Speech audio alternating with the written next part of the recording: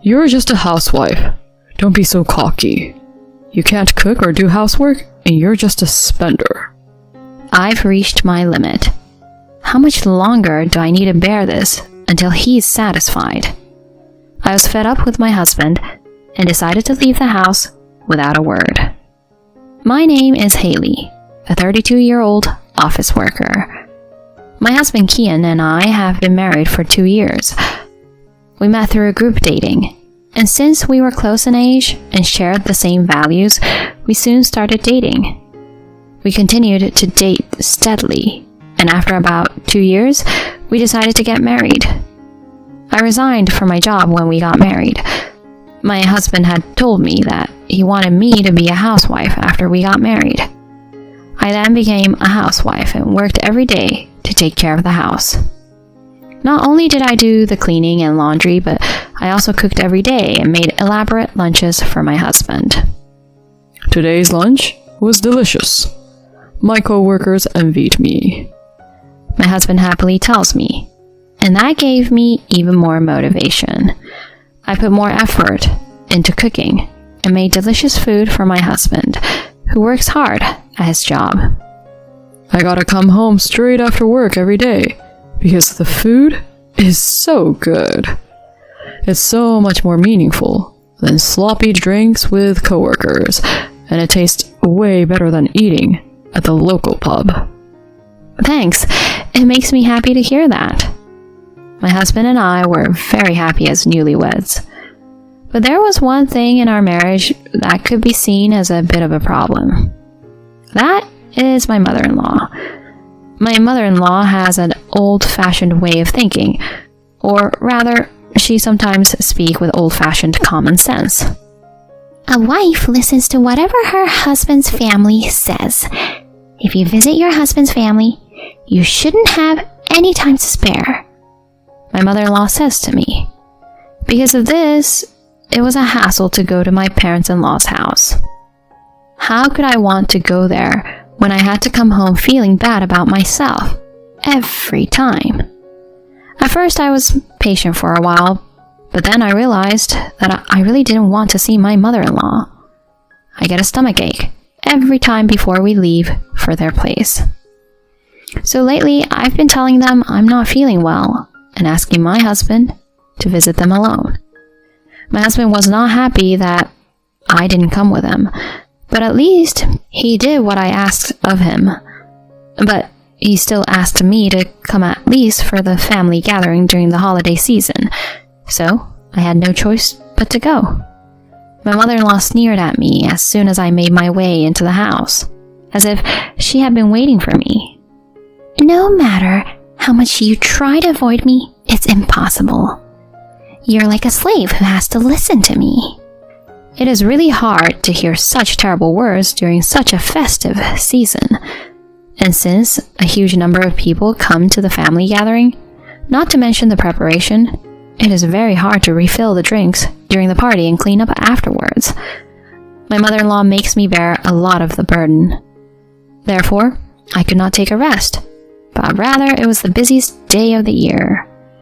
In addition, she has been pressuring me to have a baby as soon as possible. Even though it was only once a year, I was extremely stressed. So I decided to talk to my husband about not wanting to attend a family gathering this year. My husband gave me a very disapproving look. What? You can't stand it for just one day? Stop acting like a baby. You're my wife and you married into my family. Normally, I'd expect you to follow me there without a word. But even if you say that, your mother bullies me for just being there. And how exactly does she bully you? She always attacks me with her words. The other day, she kept asking me if she'll be able to see her grandchild soon. It's only natural that she wants me to have children as soon as possible, since we haven't had any yet. That's not what I meant. It's the way she says it that's pressuring me.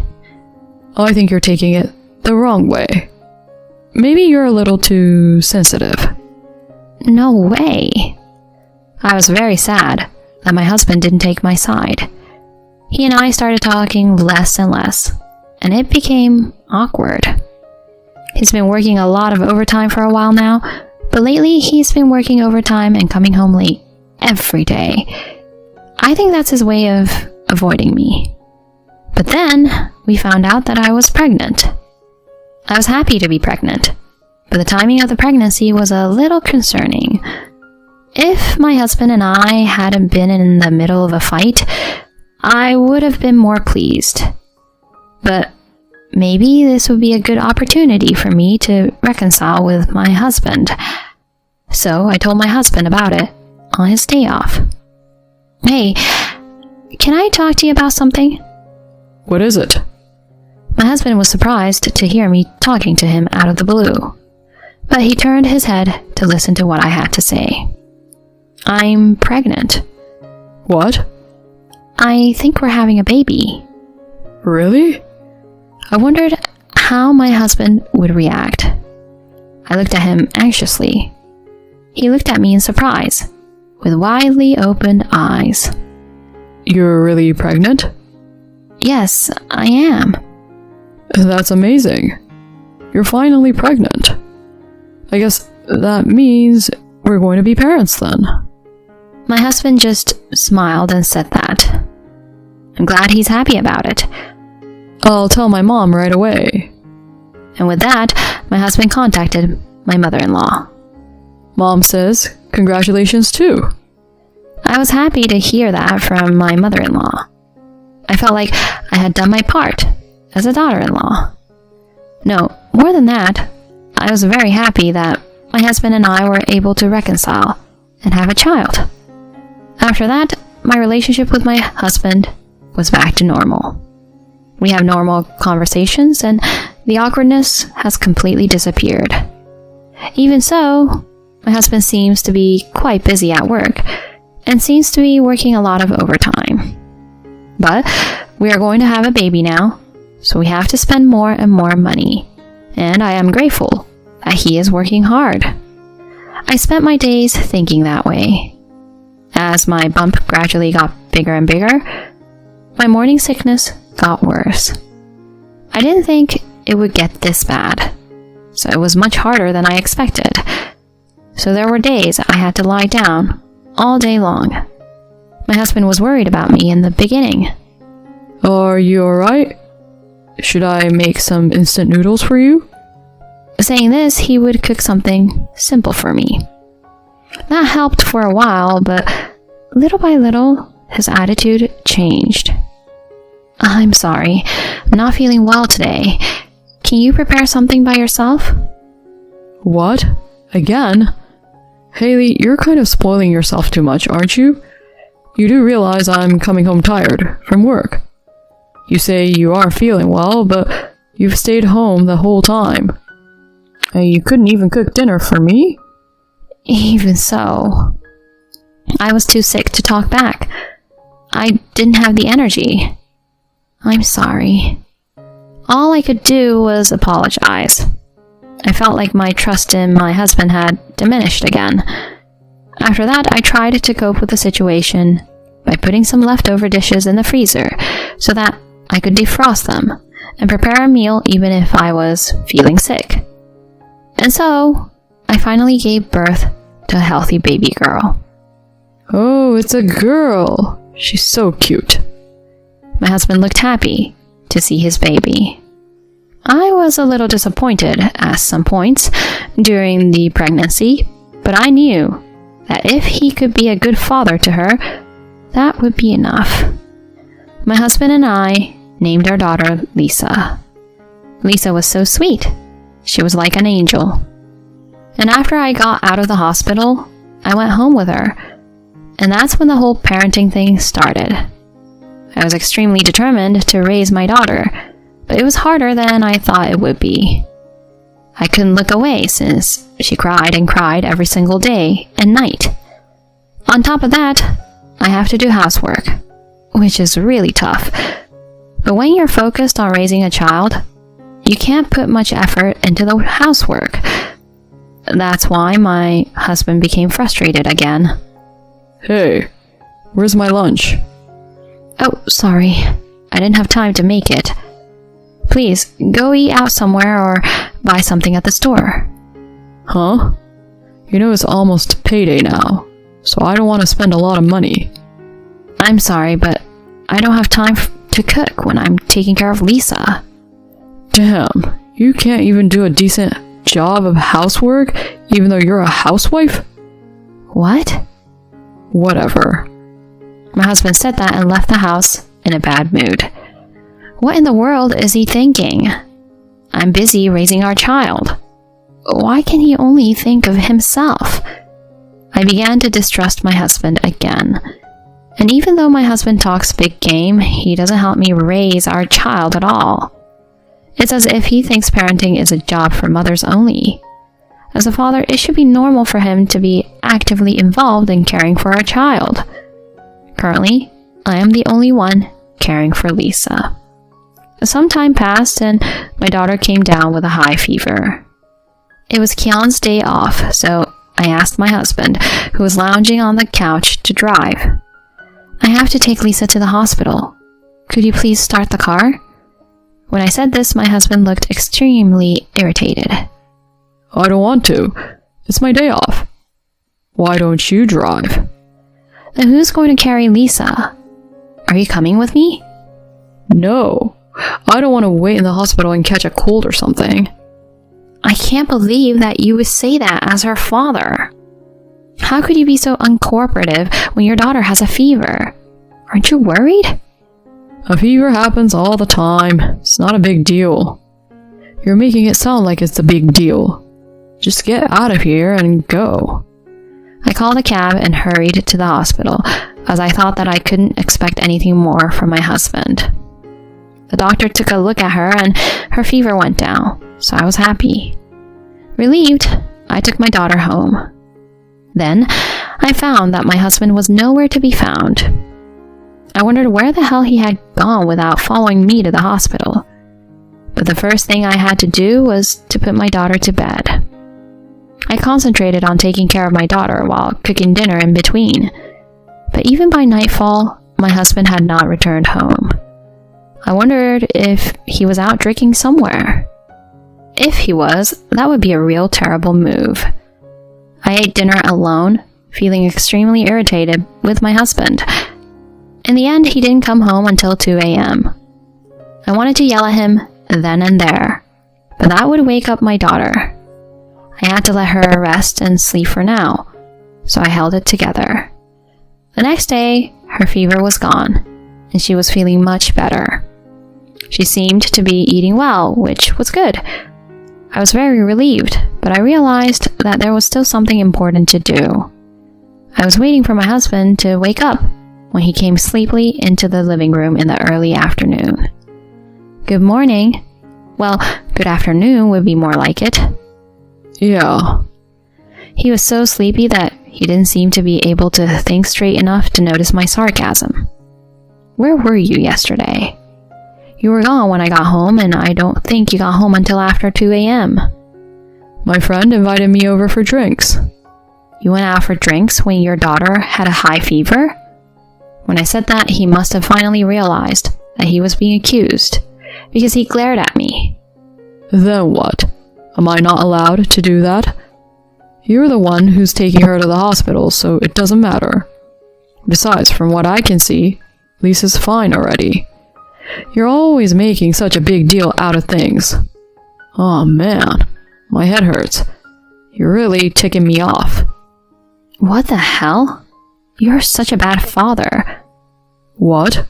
You're just a housewife. Don't be so cocky. You can't cook or do housework and you're just a spender. You're not a good mother either, let alone a good wife. Being accused like that, I had reached my limit. How much longer do I need to bear this until he's satisfied? I was fed up with my husband and decided to leave the house without a word.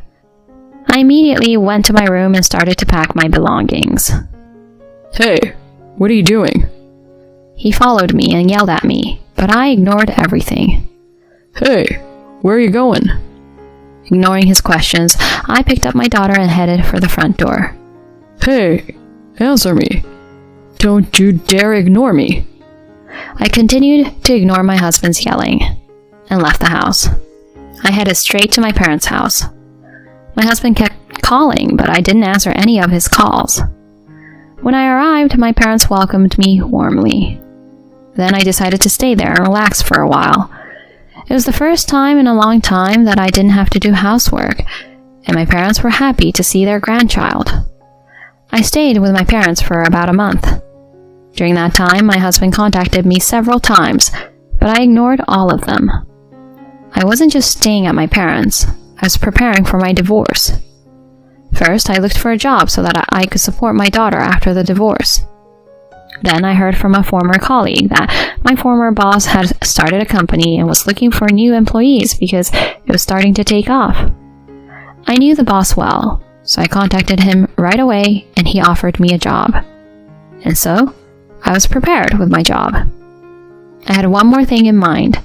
I was preparing to investigate my husband's infidelity. He always said he was working overtime, but somehow I knew he wasn't. The last time our daughter had a high fever and he had gone out drinking, I suspected that he was having an affair with another woman. That's what I thought, so I asked the detective agency to investigate. And my hunch was right. My husband was indeed having an affair, and he had brought her into the house after I had left.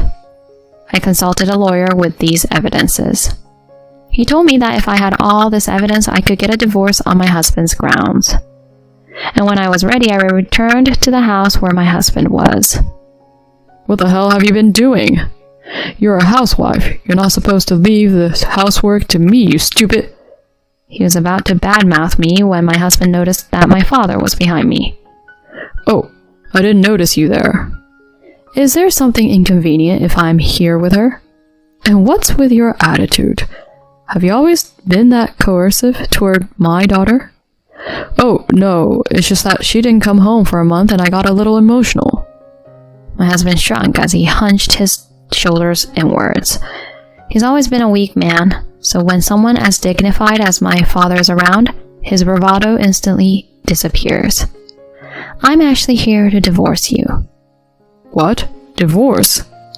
My husband was surprised that I got right to the point. Why are you saying this out of the blue? It's not out of the blue. Have you forgotten what you've done? You've been horrible to me, and most critically, the affair. What? I have photos here that prove it. I said that and scattered the photos. Oh, when did you... My husband rushed to pick them up. You can't get away with this. I'm divorcing you and filing for alimony and child support. When I said that, he became defiant and talked back to me. You've got to be kidding me. I won't accept child support. I'll be taking my daughter with me. What are you talking about? Of course I'm taking her. You don't have a job. You're too financially weak. I'll take her and my parents will raise her. Then there'll be someone to take care of her all the time. No problem. So I won't have to pay child support. You really suck. But unfortunately, I already got a job. It's a full-time job and the pay isn't that much different than yours. You're lying. You don't have to believe me, but I'm in a position where I could take her back. No problem. And since you're having an affair, I have the advantage. Oh no. We'll deal with the rest through our lawyers. I said this and took the rest of my belongings out with my father. My husband was slumped over with a pale face. I then divorced my husband through my lawyer and filed for alimony against him and the affair partner. I got custody of my child and was able to claim child support from my husband. My husband lost all credibility with his co-workers when his company found out about the affair. Because of this, he was transferred to a department where he will most probably never be promoted again. My husband was planning to remarry the woman he was having an affair with, but he was stumped because she was with him just for fun. And my mother-in-law could not forgive him for having an affair without helping to raise her grandchild, so she apparently cut ties with him. After that, my in-laws came to my parents' house and apologized to me, so although I haven't completely forgiven my mother-in-law, I accepted their apology. Then I started working hard while raising my daughter with my parents. My daughter is growing up so fast and has recently started to speak. I now live happily with my parents and daughter, and she makes my days happy and cheerful every day. So, her husband's attitude towards her was getting worse because he was having an affair. It's disgusting that he was behaving so badly and abusing her with words while having an affair. But in the end, the affair partner dumped him too, and his job ended up not going well, which is what he deserved. It will be tough for Haley to raise her child as a single mother from now on, but I hope she and her parents will work together to raise her child. Thank you for watching until the end. Please subscribe to our channel. See you in the next video.